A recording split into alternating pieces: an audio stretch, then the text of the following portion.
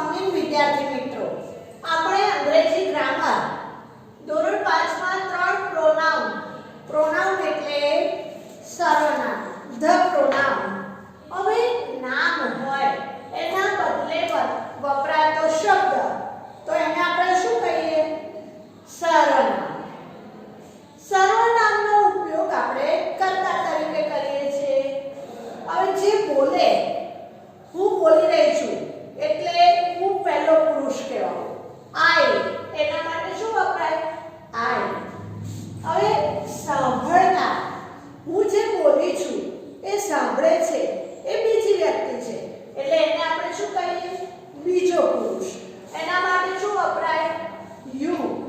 અને બોલતી હોઉં, આ સાંભળતો હોય અને એ સિવાય ત્રીજી વ્યક્તિની વાત આપણે કરીએ ત્યારે શું કહેવાય? ત્રીજો પુરુષ. તો ત્રીજો પુરુષમાં ત્રણ વસ્તુ આવે. પુરુષ પણ આવે, સ્ત્રી પણ આવે અને પ્રાણી, પક્ષી, કુદરત બધું જ આવે. બરાબર? હા.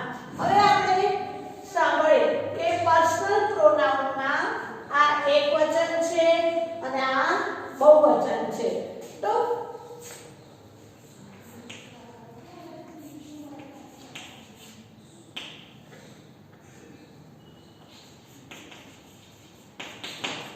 આપણે પહેલા પુરુષમાં એકવચનમાં આઈ આવે અને એક કરતા વધારે વ્યક્તિ હોય તો એના માટે આપણે શું વાપરવું પડે? વી.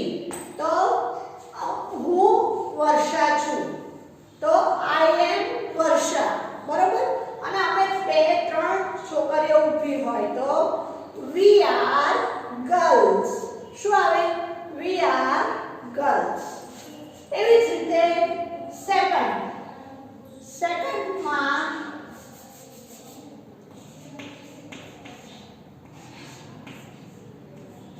સેકન્ડ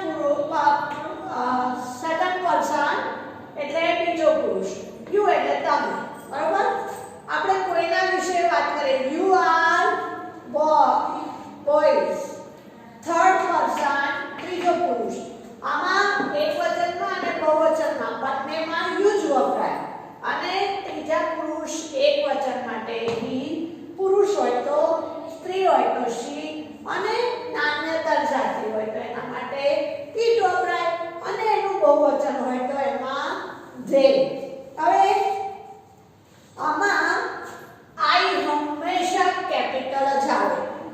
વાક્યની શરૂઆતમાં છે એટલે તે હંમેશા કેપિટલમાં લખાય. હવે તમારે આને યાદ રાખવું હોય તો આમાં સર્વનામમાં આની સાથે ટુ બી ના રૂપનો જ ઉપયોગ થાય. શું થાય? ટુ બી ના રૂપ.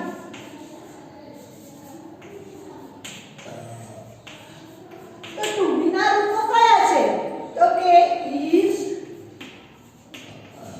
am અને આ ટુ બી ના રૂપો. બરાબર? તો હવે આપણે આ બોલવું હોય I am, we are, you are, he, she, it, they, is, they are. અહીંયા એકવચન છે એટલે is આવે છે અને I ની જોડે am આવે છે. પણ you ની જોડે ક્યારે is આવે નહીં. બીજો પુરુષ એકવચન હોય કે બહુવચન હોય you are જ આવે. બરોબર? હવે આપણે જો અહીંયા છે I am એનું ટૂંકું રૂપ લખ્યું છે I am, you are, your, he, she, apostrophe s. બરોબર? આ રીતે લખાય ટૂંકાણમાં. we એટલે આપણે બંને, બે વ્યક્તિ માટે. you એકવચન અને બહુવચન બંને માટે સમાન છે. હવે આમાં આપણું ઉદાહરણ આપ્યું છે I am અમર એટલે હું અમર છું. I am a boy એટલે હું છોકરો છું. હવે આ બીજાને બતાવીને કહે છે you are શિવાની. તું શિવાની છે. ભલે એક જ છોકરી છે પણ આપણે એની સાથે આગળ જ આવ્યો you are શિવાની. તું શિવાની છે. you are a girl. તું છોકરી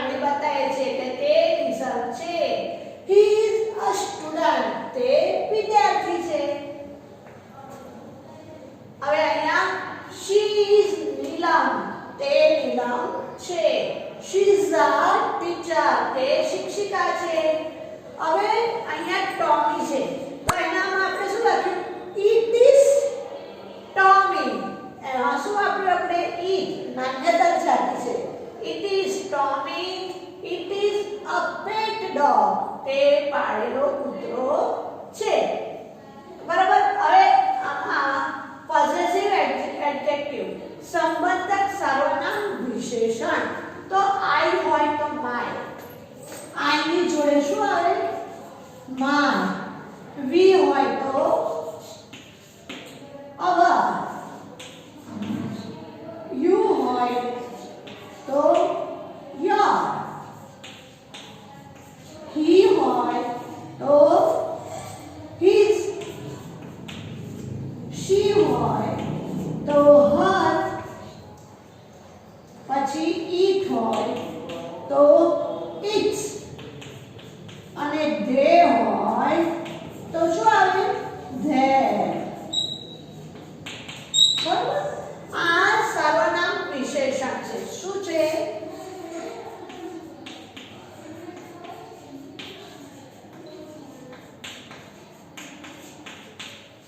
આ તમારે યાદ રાખવા માટેનું છે પણ તમારે ચોપડીમાં જે આપ્યું છે આપણે પહેલા પણ લખતા આવ્યા છે એ રીતે બધું જ આ જે સમજૂતી છે એ નોટમાં લખવાની છે અને ત્યાર